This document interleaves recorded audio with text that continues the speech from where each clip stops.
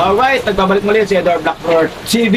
So, sa araw to ay tutorial na agad tayo. Tuturo ko sa inyo paano mag-restore ng old photos katulad dito, ano.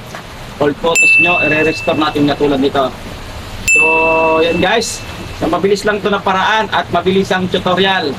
Let's go! Pew! Pew!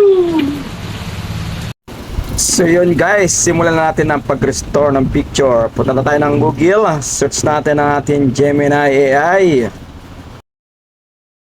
Pagka-search natin ng Gemini AI, touch natin yan, i-tap lang, i-tap. Alright, pag nakita nyo yung plus na yan sa may baba, add nyo yung photos nyo, upload nyo. And then photos, hanapin nyo yung picture na i-restore natin, old photos.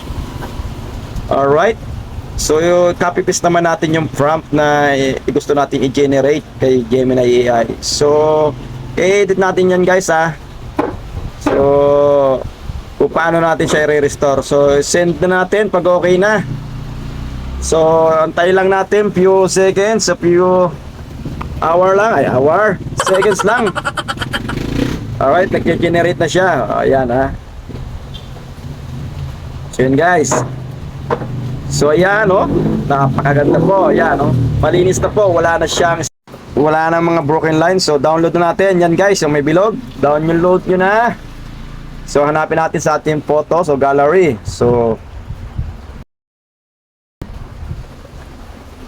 yan guys oh, yan, napakaganda na ano. So wala na siyang broken line o yung mga sira-sira ano. So makinis na siya. So yun guys, napaka-easy lang po ano. Kitang-kita niyo naman oh. So malinis na ang mukha niya.